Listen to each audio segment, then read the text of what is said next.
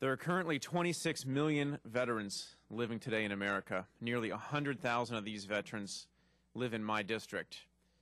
And after years of service in Afghanistan, Iraq, Vietnam, Korea, and across the globe, they've returned home to Hampton Roads, Virginia, and all across our country, ready to continue contributing to our community and to our country.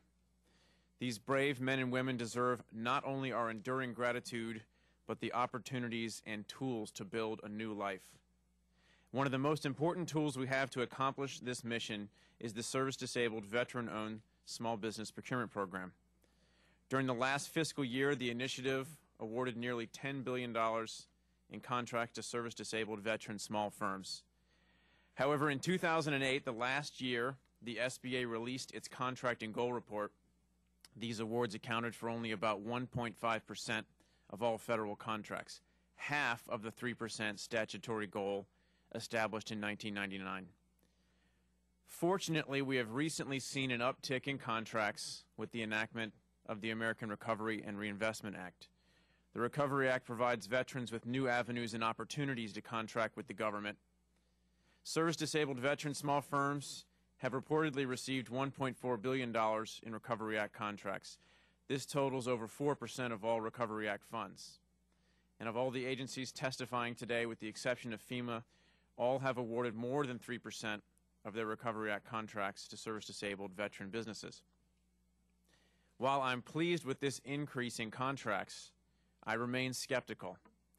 The sad truth of the matter is that it appears many agencies have been saying one thing, but actually doing another. Last October, the GAO released a report finding contracts are being diverted away from legitimate service-disabled veteran businesses to non-veteran businesses, including large corporations. In May, I held a hearing in Hampton Roads to get an update from the GAO on the actions taken against these firms. There was a bit of positive action.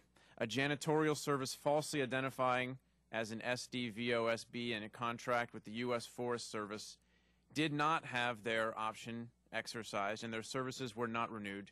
Their contract was terminated after the initial performance period ended. Unfortunately, this action was more the exception rather than the rule.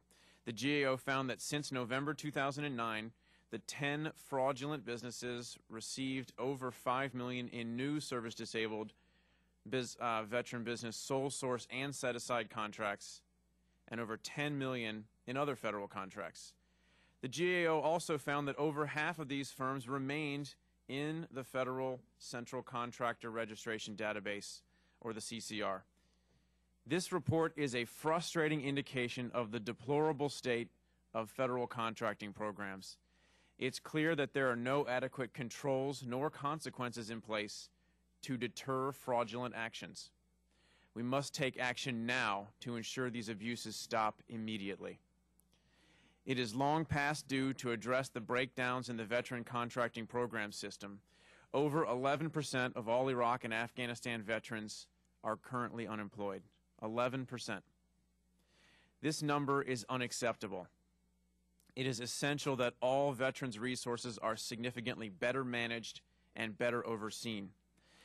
As veterans are more likely to hire other veterans, programs like this one being discussed today are critical to reducing the unemployment rate in our veteran community.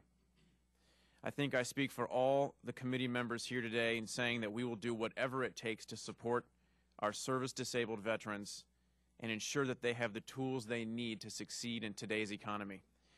I am committed to the goal of eradicating fraud in the federal contracting system, and I've taken the first steps to fix this problem. Last November, I introduced the Service-Disabled Veteran-Owned Small Business Procurement Reform Act. This act will put in place control measures needed to ward against abuses in the system, and once law, it will finally enact punitive consequences for those who attempt to circumvent the law at the expense of our veterans. It will also establish a team of representatives responsible for supporting veteran entrepreneurship on a local level, actually working in the field, visiting these businesses, and doing what we said we'd do. Today, we're honored to have a panel of service-disabled veteran firms and advocates here to testify about their personal experiences navigating what appears to be a rigged system.